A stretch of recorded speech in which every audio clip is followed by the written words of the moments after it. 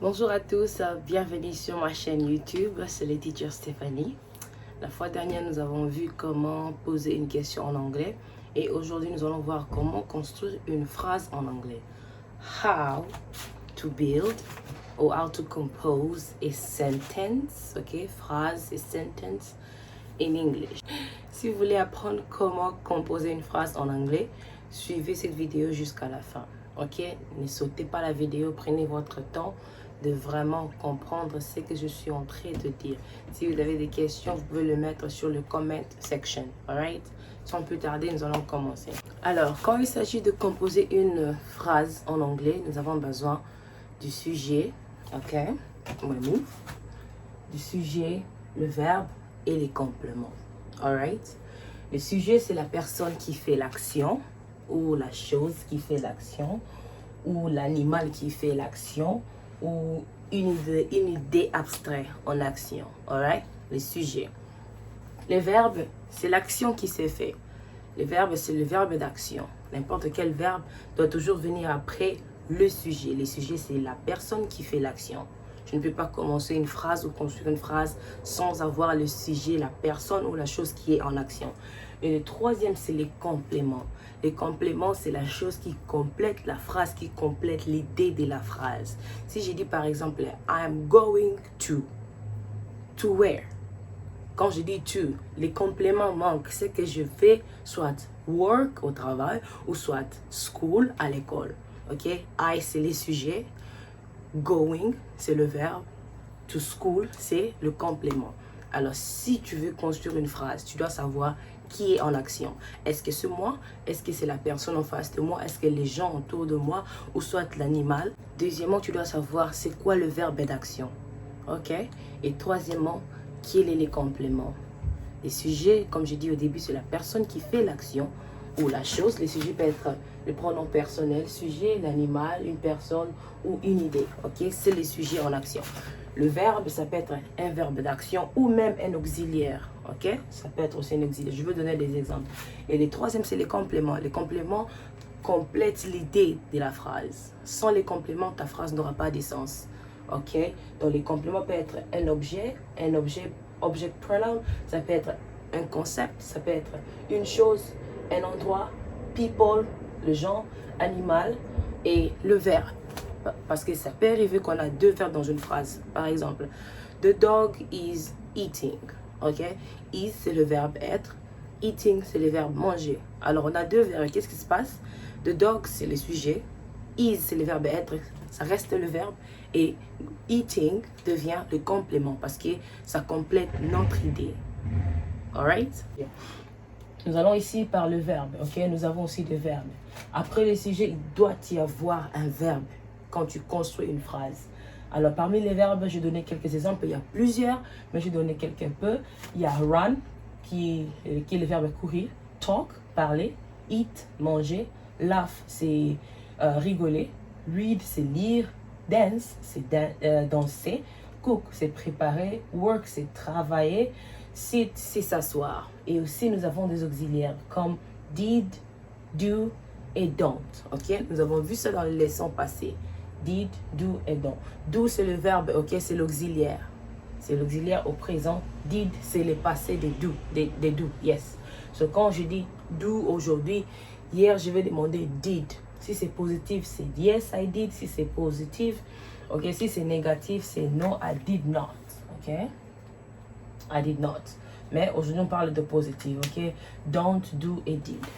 Nous avons aussi les compléments, ok. Les compléments complètent l'idée de la phrase. Tu ne peux pas avoir une phrase sans les compléments parce que ça n'aura pas de sens. Alors, les compléments peuvent être un objet pronom, ok. Nous avons aussi un concept qui peut aussi être un complément. Nous avons things, les choses, place, l'endroit, people, le genre, animal, les animaux et verb, le verbe. Alors, nous continuons. Les sujets, nous avons les pronoms personnels sujets. Si vous allez dans mes vidéos anciennes sur YouTube, j'ai fait le pronom personnel. Il y a la différence entre le pronom sujet et le pronom objet, ok? Les pronoms sujet, c'est la personne qui fait l'action. Les pronoms objet, c'est la personne qui reçoit l'action. Si j'ai dit I am talking to you, ok? I, c'est les pronoms sujet. You, c'est toi qui reçois l'action. c'est le pronom objet. Malgré que I se trouve aussi dans le pronom sujet, mais je parle de you, de pronom objet. Si je dis I'm talking to them, ok? Them, c'est le pronom objet. I, c'est le pronom sujet. Alors, regardez cette vidéo, vous allez comprendre la différence entre les deux pronoms personnels. Alors, le pronom personnel, nous avons I, you, he, she, it, we, you, they. Nous avons aussi les animaux, ok, ou les animaux. Ok, nous avons des animaux. Dog, cat, lion, snake. Je sais qu'on n'a pas encore fait les cours des animaux en anglais. Nous allons les faire. Il y a beaucoup à apprendre. Restez branchés sur la chaîne. Alors, nous avons des animaux qui peuvent aussi être des sujets. Nous avons deux personnes, par exemple, Stéphanie, sister, brother, father, mother. Ils peuvent aussi être les sujets d'une phrase, ok, qui sont en action. Alright? Et aussi, nous avons abstract noun, les noms abstraits ou les idées abstraites. On a comme love, time, hunger, madness, ok? Love, c'est l'amour. Time, c'est le temps. Hunger, c'est la faim. Madness, c'est la folie. Alors, ce sont des exemples de sujets. Alors, parmi les sujets, nous avons aussi des choses. J'ai oublié. Choses, ok? Parmi les choses, house, comme maison. Cup, un gobelet. Car, voiture. Bag, sac. Donc, de choses peut aussi être de sujets. Comme je peux dire, the house is big. Ok, quand je dis the house is big, the house c'est le sujet, is c'est le verbe être, big c'est un adjectif de qualification. Ok, l'adjectif peut être un complément. Ok, dans les compléments nous avons aussi des adverbes, adjectifs, object pronoun et nous avons aussi des objets. Ok, tout ça peut tomber dans la catégorie de compléments. Ok, je veux maintenant donner quelques exemples pour une meilleure compréhension. Alors, nous allons faire le premier exemple. My mother is cooking. Ok, nous avons my mother qui est le sujet. Ok, le sujet, j'avais dit, le sujet peut être une personne. My mother, c'est le sujet. Le verbe, c'est is. Ok, le verbe être. Cooking, je vous avais dit, si vous avez deux verbes dans une phrase, l'un reste le sujet et l'autre devient le complément. Ok, nous avons le complément, le verbe et le sujet.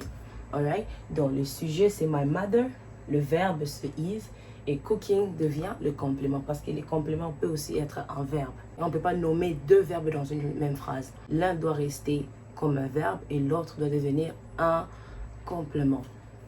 Deuxième exemple, life is hard. Je vous avais parlé aussi de sujet qui peut être un nom abstrait ou une idée abstraite.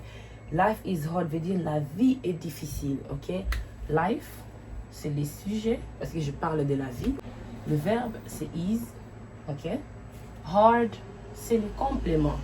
Ok, life is hard. La vie est difficile et c'est le verbe être. Troisième exemple, I don't like cats. Je vous avais dit, on peut avoir soit un verbe ou soit un auxiliaire. I, c'est le sujet, ok? Don't, c'est l'auxiliaire. Et on termine la phrase avec like cat, qui est le complément. Alright?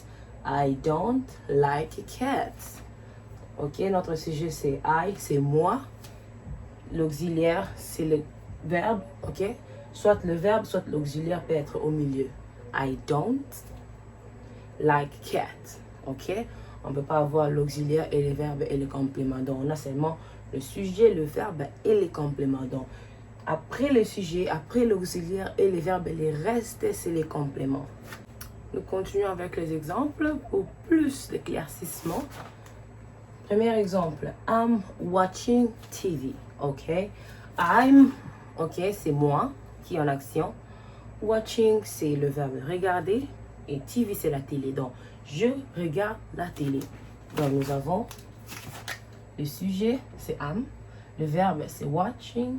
Et le complément, c'est TV. Ok? Si je disais I'm watching, tu sens que la phrase est incomplète. Mais quand j'ajoute TV, la personne comprend que je regarde la télé. Ok? Donc, les compléments est très important parce que ça complète l'idée d'une phrase. Sans les compléments, la phrase n'a pas de sens. Alors, quand tu es à la maison, quand tu es à l'hôpital, quand tu es au travail, tu veux composer une phrase. Première question, pose-toi d'abord qui est en action. Ok? Qui est en action. Quand tu trouves qui est en action, la personne qui est en action, tu t'identifies ou tu identifies la personne ou la chose. Deuxième personne, tu regardes c'est quel verbe d'action. La personne fait quoi ou mais qu'est-ce que je fais? Ok, je marche ou je parle. Ok? On note, on écrit. Et le complément, c'est quoi? Je parle à qui? Ok? Ou bien je prépare quoi? Il faut se poser toutes ces questions. Et quand tu trouves la réponse, tu mets là. Tu as maintenant un complément. Donc, par exemple, I am cooking fish. Ok? Je prépare le poisson. Donc, il faut toujours se rassurer que tu as un sujet, la personne en action. Deuxièmement, tu as un verbe en action. Et troisièmement, tu as les compléments qui complètent la phrase, qui donnent le sens à une phrase. Deuxième exemple, I'm taking a shower. Vous pouvez faire ces exercices, mais ici, je vais vous donner la réponse. I'm, c'est moi, ok? C'est le sujet parce que c'est moi qui me lave. Taking, ok? Verbe. Je prends ma douche, ok? Je prends une douche. Parce que A, c'est un article, ok? C'est soit un ou une. Et a shower, c'est les compléments, ok? 1, 2, 3. I'm, sujet. Taking, verbe. A shower, complément. Donc, ça complète ma phrase. Si je disais I'm taking what? Vous voyez que ma phrase n'a pas de sens parce qu'il y a un complément qui manque. Très important. Troisième exemple, Stephanie goes to school. Je vous avais dit, le sujet peut être une personne, un animal, ou des animaux, ou un pronom sujet, ou une idée abstraite, ou un nom abstrait. Stephanie, c'est moi. Goes, c'est le verbe partir, ok? Goes, c'est la troisième personne, on conjugue avec ES à la fin. C'est notre chapitre que nous allons voir après. Stephanie goes to school. Stéphanie part à l'école. Alors, le verbe, c'est quoi? Les sujets, c'est quoi d'abord? D'abord, on commence par identifier les sujets. Stéphanie, c'est le sujet parce que c'est Stéphanie qui part à l'école. Et le verbe, c'est goes, ok? Et les compléments, c'est to school. Vous voyez comment c'est facile de construire une phrase en anglais.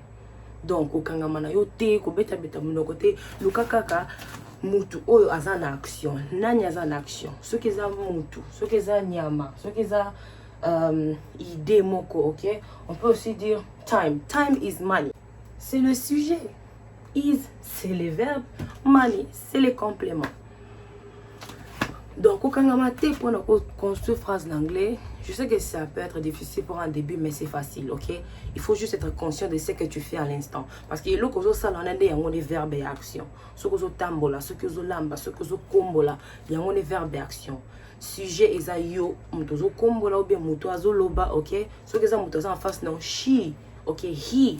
Là maintenant on parle de pronom sujet, ok? Bon quand on a pronom personnel pour vous il y a identifier bateau, ok? She is talking, ok? Pour bosser na to construire phrase là na sujet na yo, on doit ça la likambu, verbe, action zo ça ou bien action zo salema et complément pour na compléter phrase, ok? Et compléter ka idée à phrase. Ce que zo ken l'hôpital. I am, ok?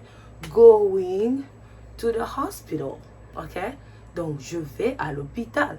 Ah, et c'est toi qui vas à l'hôpital, ok? Si ton enfant est malade, my baby, ok?